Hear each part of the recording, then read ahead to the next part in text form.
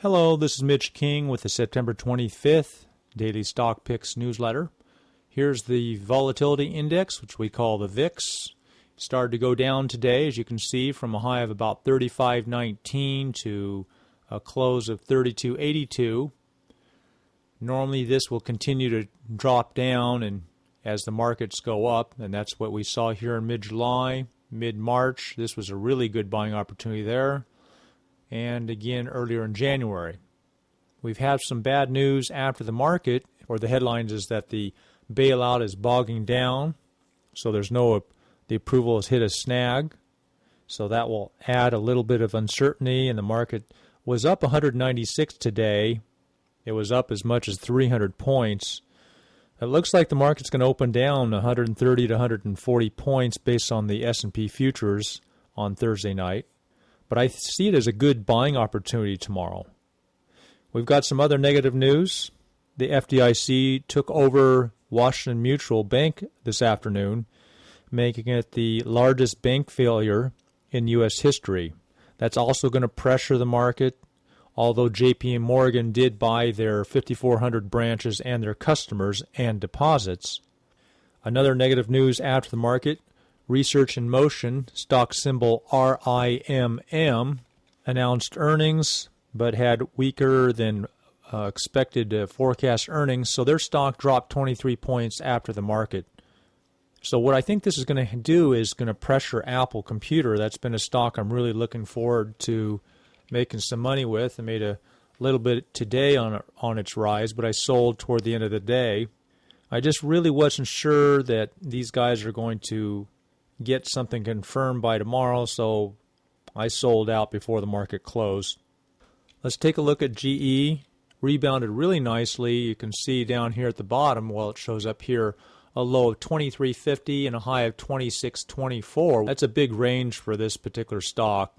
It was up today $1.09, up 4.43, and that's at the close at 25.68 right here. So it was up almost 6% at one point. Looks like that'll head down tomorrow. I don't see much of a trade left in this now that negative news is going to wash that one out. Let's take a look at Walmart, starting to head up, along with some of these other stocks I talked about a few days ago, some food stocks. Let's take a look at Kellogg. It's still right in that nice channel here. Let's take a look at the trend lines. Kellogg staying right in that channel there. Starting to head up. It looks like it touched it there yesterday right here. So we should start moving up here. Looking pretty good. Let's take a look at a couple other ones. Here's General Mills, also in the packaged processed foods. Looking good in the same. It's a real slow mover, nothing volatile compared to what we've been seeing.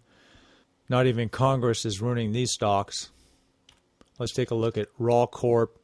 I mentioned that this was a Ralston Purina, but it does have some roots from Ralston Foods, merged with another company, and they call it Raw Corp. But this is not the one that processes the dog food. That looks like that's still holding up there. Pepsi came up today, and looks like that may continue that trend upward. When you see economic recessions coming in, these are the kind of stocks that tend to do well. Money tends to flow into the consumer non-durables, which is usually food or clothing. They tend to go to these discount stores or like Walmart. Let's take a look at the home builder group, still acting, very strong considering how much negative news we've had. Back into that channel again. Here's that was D.R. Horton. Here's Centex. Let's look at Toll Brothers, Pulte Homes, KBH, definitely acting better. We've always used a rule that these stocks tend to forecast 6 to 9 months ahead of the actual stock itself, the company that the stock chart represents. That could be very possible this time as well. Here's the long that we had that went from 11.75 to 26. Now we're back on the short side, so this has dropped about over $5 in the last several days, and it looks like this will drop down to that target price of $18.50 I gave last night. One more. Let's take a look at gold. Nice short today. Last several days have been short, on and off. I covered that toward the close of the end of today. Probably have another chance at opening that short position at a better price tomorrow.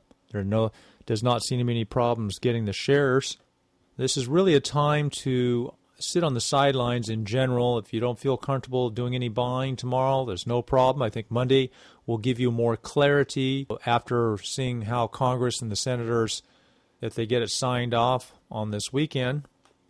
Then Monday will be a good buying opportunity, probably gap up if that happens on the weekend.